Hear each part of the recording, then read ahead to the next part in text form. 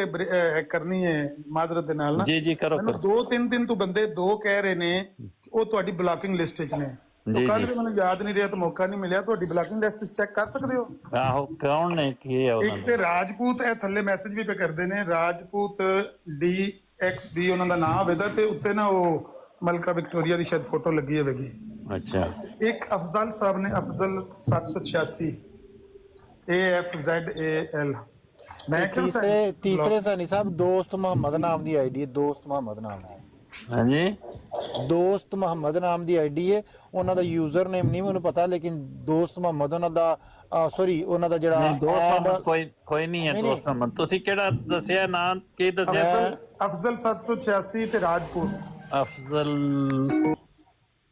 ਅਫਜ਼ਲ 786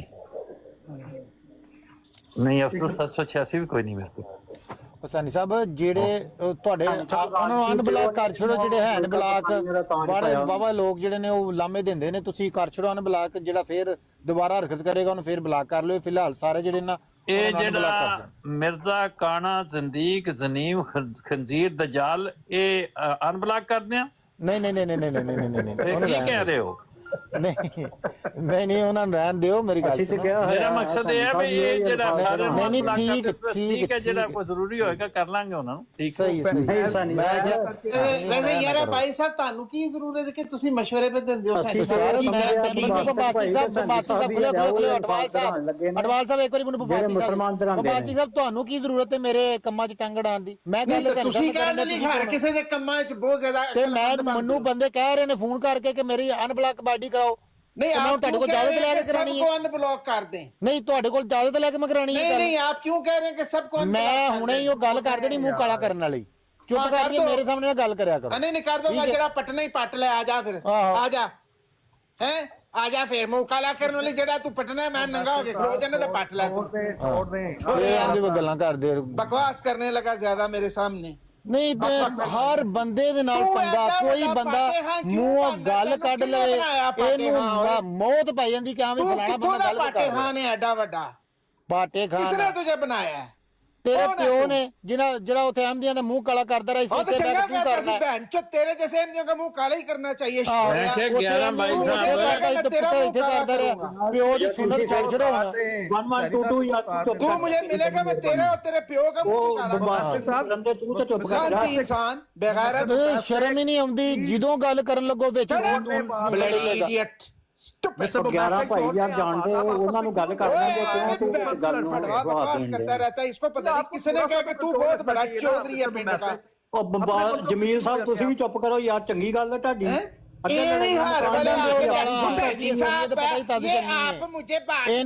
ਇਹਨੂੰ ਕੱਢਣ ਦਿਓ ਗਾਲਾਂ ਇਹਦੀ ਅਸਲੀਅਤ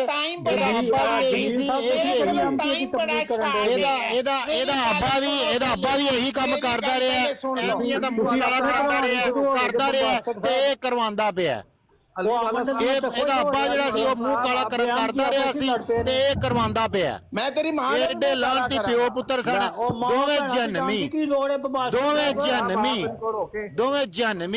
ਦੋਵੇਂ ਆਮਦੀਆਂ ਤੰਗ ਕਰਦੇ ਸੀ आपको बड़ा शौक है वैसे तमाशे देखने का बेगैरत का बच्चा पता नहीं कैसे आ गया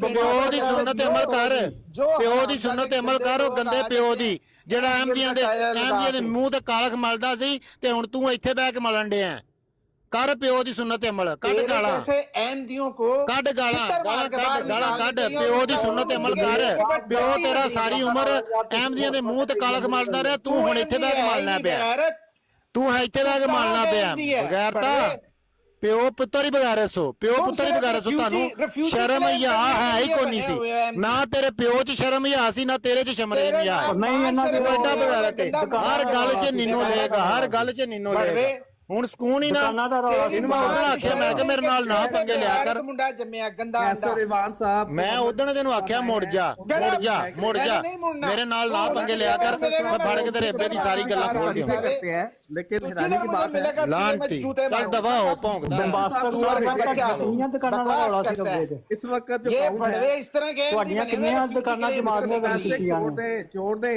प्लीज ਉਹ ਤੁਹਾਡੀਆਂ ये ਦੁਕਾਨਾਂ ਦਾ एमडी ਕੀ बना हुआ है, ਰੌਲਾ refugee claim करे और जिधर भी आता है मैनू 2 मिनट दे दो, मैनू बड़ी जोर की गल है, मैं बड़ी Mr. अकल की गल Bombastic करनी है छोड़ दें और यार, उसमें आप कोई प्लीज छोड़ बात दें। और सब्सटेंस नहीं होता। आप छोड़ दें सब ये बात मेरे प्यो ने काला किया, मैं भी कर रहा हूं तेरे जैसे लांतियों का मुंह काला। आ मुझे मिल कहीं, तू गलत फिर बात है, जमात अहमदिया गलत की बात है, मस्जिद में वो आ, तेरा चला मुंह गया, काला छोड़ दे। करूंगा ताकि वो सबको चला पता गया, चले कि तू छोड़ दे कैसा आप। मुनाफिक है, सुअर का बच्चा है तू, गंदा अंडा है। तेरे जैसे अहमदी नहीं चाहिए हमें। चल वो दौड़ा चला था गया पेंडू है, छोड़ दे अब, छोड़ दे अब। शादोले शाह का चूहा। चलो तू वर्स्ट है इन सरकारी मुसलमानों से, बेगैरत। ਉਹ ਬੰਬਾਸਟਕ ਸਾਹਿਬ ਉਹ ਤੁਰ ਗਿਆ, ਛੱਡੋ ਪਤਾ ਹੁਣ।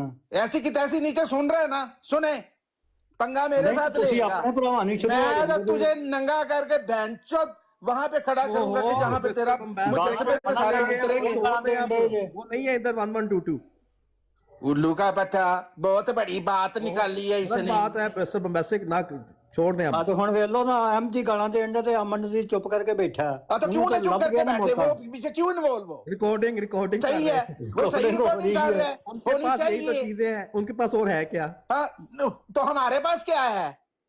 ये क्या करके गया कि क्या डेमोन्स्ट्रेट कर रहे हैं हम लोग, बताओ। चले चले छोड़ देना हमारे पल्ले क्या बाकी बचा है, बताओ क्या है?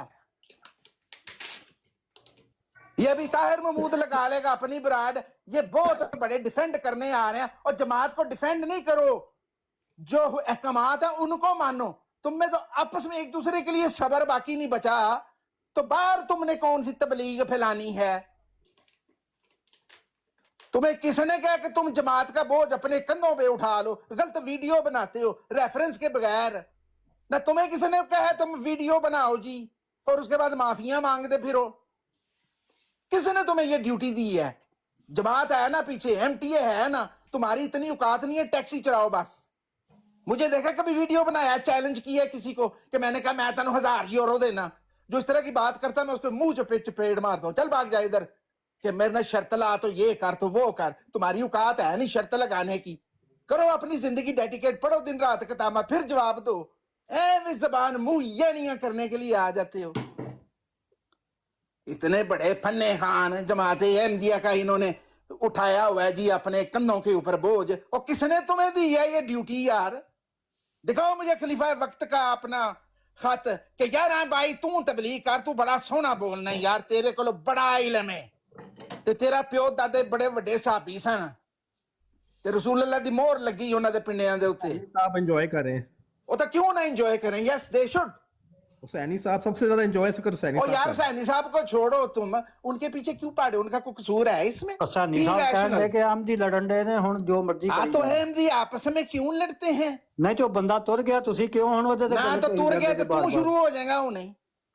नहीं मैं तो नहीं शुरू उससे होता, पहले मैं तो ਤੁਹਾਨੂੰ तुम चुप लड़ रहे करान थे गया। उसके साथ, आईजी पंजाब के साथ एडे हाजी भी बन गए हो।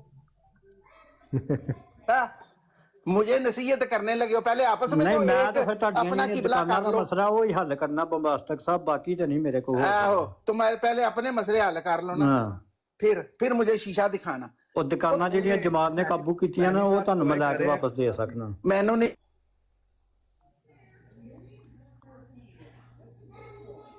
मेरे वर्गियां नू ना मैं अपनी जुतियां पालिश कराना छोरिया।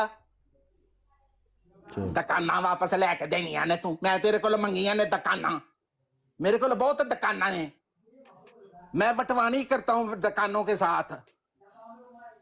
ਤੇ ਉਹ 6 ਦੁਕਾਨਾਂ ਲਈਆਂ ਕਿਉਂ ਨਹੀਂ ਗਈਆਂ ਵਾਪਸ ਫਿਰ? या इस करके मैं तेरी भैन नाल निकाह करना ते ओनू देने नहीं भाई च हुण यार खुश है? बस करेंगे मिस्टर बम्बैसिक, बस करना है अब आपने। तो इस ब्लडी कंट को मुंह बंद कराओ ना बस इसको, कर देना, आप ही जो बस इसको करें, वर्बल आप ही- डायरिया बस अब हुआ आप ही छोड़ दें इस बात को। है इडियट। वो ये सारे पेंडू लांती आ जाते हैं, पता नहीं कितों कितों केड़े केड़े चक तो आ गए ने, तो इधर आके बकवासें करते हैं ये। ਤੇ ਉਹ 11 ਭਾਈ ਤੁਰ ਗਿਆ, ਫਿਰ ਤੁਸੀਂ जवाल ਗੱਲਾਂ साहब ਕਰੀ छोड़ ਜਾਂਦੇ दे, ਹੋ। छड़ दो 11 भाई की ऐसी की तैसी, एक मिनट छड़ दो 11 साहब। भाई।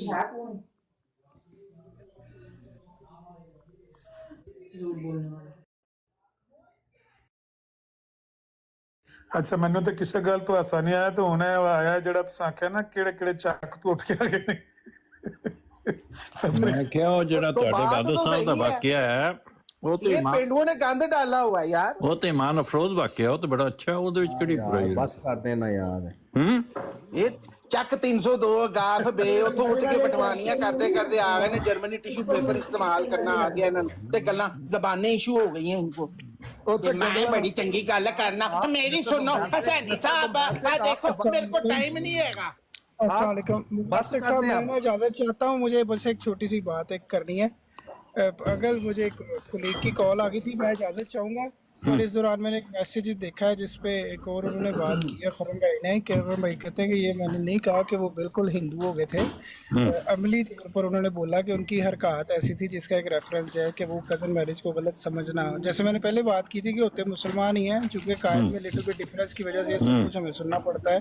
दिन में मैं पता नहीं कितनी दफ़ा मुर्ताद सुनता हूँ, लोहरी सुनता हूँ और ये सारा कुछ, तो उस तरह की वो कैफियत है। तो उन्होंने कहा कि मैंने अमली तौर पर हिंदू बोला था, ये मैसेज में जो लिखा हुआ है। तो बाकी कह रहे हैं कि मैं डिटेल में खुद से बनाऊंगा एक वीडियो, इनके बातों के जवाब दूंगा। तो तब तक इस पे इस तरह का कोई झूठा प्रोपेगेंडा ना करे, क्योंकि उनका कहना है कि इन्होंने भी बहुत सारी गलत बातें की हैं, मंसूब की हैं या ट्विस्ट किया हुआ चीज़ों को। तो और मैंने हदीस पढ़ी है, मैंने मेरी भी मुतालबा रखा। मैंने कहा यार मुझे तो नहीं कोई रेलिवेंसी लग रही है जवेरिया वाले मामले में भी। तो I don't know Mohammad Ahmed साहब ठहरे यहाँ पे। अगर आमिर नज़ीर ने गलत बातें की हैं, उसको मौका किसने दिया है? उसको किसने मौका दिया है? मजहबी बहसों में ऐसे ही होता है। क्यों वीडियो ऐसी बनाई है अनऑथेंटिकेटेड एंड अनकन्फर्म्ड? इसका आंसर मैं कैसे कर सकता हूँ? हाँ तो बस फिर चुप रहे आप, वो खुद ही आके आंसर करे। मैं तो जो तमाशा क्रिएट होने लगा था उसको काम डाउन करने की कोशिश की और मेरा ख्याल है मैं उसमें कामयाब। क्या हो गया? अच्छा नहीं लग रहा आपको? होना चाहिए जो कर दिया 11 भाई ने। चले लगा दें आप। अंकल मुझे इजाजत है, मैंने वो हदीस पढ़ी। मोहम्मद अहमद भाई एक $1000 का ना हुसैनी साहब ने भी चैलेंज किया है। हुसैनी साहब मुझे अब वो सॉर्ट कर रहे हैं, मैं घर पहुंच गया हूँ। मैं आप मुझे बता दें कि ये ठीक है, इस पे आप चैलेंज करना चाहेंगे कि मैं लेट नाइट में आऊंगा, अगर पॉसिबल हुआ फिर मुझे बता दीजिएगा। अभी आप अंकल से